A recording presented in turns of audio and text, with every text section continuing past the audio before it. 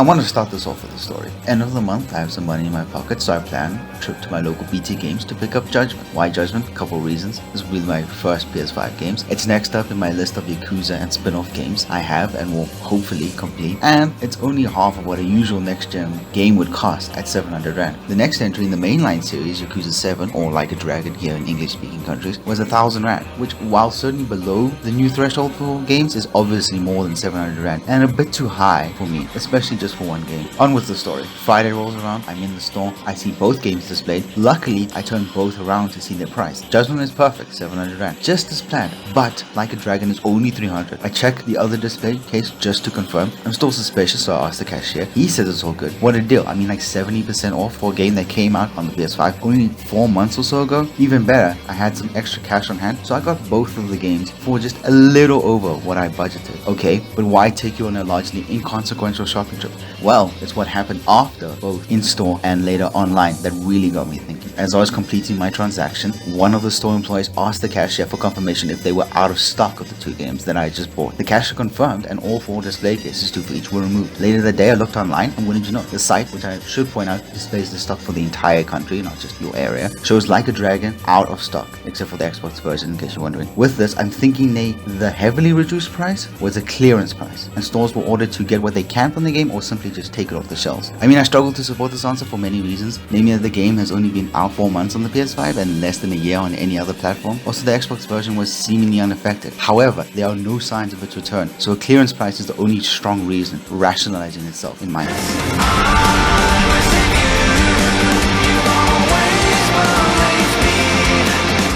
The situation got me really thinking about the Yakuza games, obviously Japanese games in general, and the state of them in South Africa, compared to other like Western countries, Western in big air quotes there. Then I stumbled upon this video by another South African about the state of anime in South Africa, and I find it really relating to the situation I just described. See, you can gauge from that video the relatively under-popularity of anime in South Africa and all factors surrounding it: merchandising, community, distribution, exposure, so on. Now take that and replace anime with Japanese games, or like obviously Japanese games, and you've got the story of Yakuza and such in South Africa. Maybe it's not as much as anime, maybe it is, but you can definitely tone down the relative stigmatization thanks to the fact that it belongs to video games, which had its own painful and mildly stigmatization in this country over the years.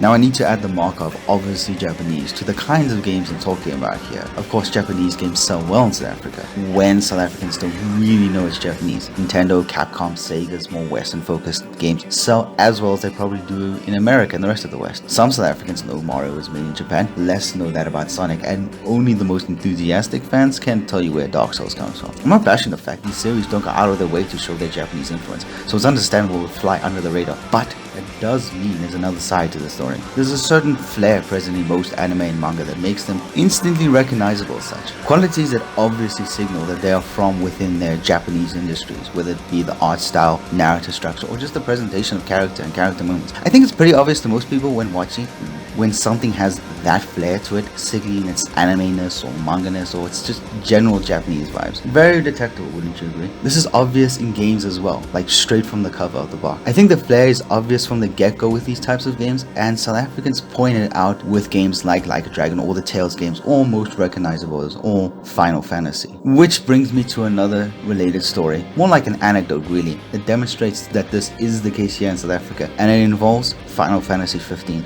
First, a preface. Pre-ordering, it seems, as a general internet consensus, is pretty bad thanks to bad business practices by the industry, yada yada yada. Point being, I'm not too fond of it, but have done it anyway because I have always gotten the games cheaper, every time. However, Final Fantasy 15, the obviously Japanese game, wasn't cheaper to pre-order when I decided I wanted the game. So I didn't pre-order it. Okay, fair enough, it wasn't cheaper through pre-ordering, but that's not necessarily much of an indicator of bias. What is, however, is not even be able to see it on the shelves on launch day. Yes, you heard that right. On launch day, I had to go ask someone to go to the back and find me one of the 5 copies that hadn't been pre-ordered to buy. A massively hype gun in a long-running franchise that took 10 years to finally come out and was a huge Several huge news stories wasn't displayed on launch and had limited copies. All the big games, Uncharted, Spider-Man, Red Dead, had the usual song and dance of display pieces and tons of copies at launch in stores. But the first obviously Japanese game I saw launched was relegated to the back. I think that does indicate the relative lack of enthusiasm I've seen these titles receive over my years buying and following games, at least compared to other big releases, Western or otherwise. From what I've seen, other than Persona or other similar games outside of their launch week, occupy the middle to bottom shelves with limited copies. These are all anecdotes, I know, and I'm sure, more than sure actually, that there are fans who passionately support these games in South Africa. Hell, I'm one of them, but it's not to the level that most other genres, if we can even classify obviously Japanese games as such. Hence the situation is all very similar to the video I mentioned earlier. I've laid out, well sorta, the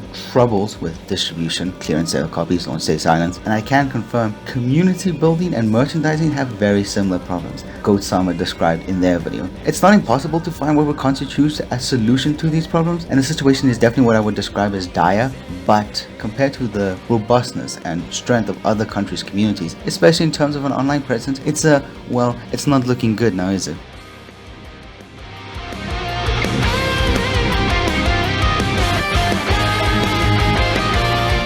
There is hope for the future, however, as interest in Japan skyrockets around the world thanks to the internet, and outside of their favorite test markets of Hawaii, Australia, New Zealand, and their good old friends in the United States, Japanese products, culture exports, and media will continue to grow in markets around the world, paving the way for more stable and cultivated distribution and generation of interest. Meaning it will probably be easier to get Japanese media in the coming years, and that will have positive consequences for the many different industries surrounding this shit. It will be easier and cheaper to get merch, communities will more easily form as people get into it, and more interest will come with loads of improvements to all aspects surrounding the fandom. Hopefully, they'll mean a rise in quality in coverage and content surrounding all things anime and games with that obviously Japanese flair, and other products as well. Up to the level we see with the current titans of the topics, the Trash Taste crew and their extended bubbles. That should be the goal at least in South Africa. It's a bit ambitious, I admit, but if we aim high, then we are almost guaranteed a much better time in South Africa as we aim to join the top of the global ranks. Thankfully, this extended circle of Japanese themes content is growing around the world and in South Africa, independent of South African forces that would have in the past rejected its expansion, as explained in Goat-sama's video. This means there is a strong hope of actual, meaningful, independent growth of the movement and all the exciting consequences of that, whether that means we're going to own badass community to rival the best, or just a rise in quality, popularity, and monetization of countless small versions that exist. The future is looking bright thanks to these developments. Further Japanese investment into South Africa to compete with Korea and China is here, as I'm sure other South African university students can attest to, especially if they engage with or just walk past increasingly present exposition by the Japanese embassy present within these academic institutes. This will hopefully only compound or accelerate the exposure of Japanese media to South Africans, leading to more interest and finally the will and manpower to drag our level of engagement with this type of media up to the level of the top international communities, the level it deserves to be at.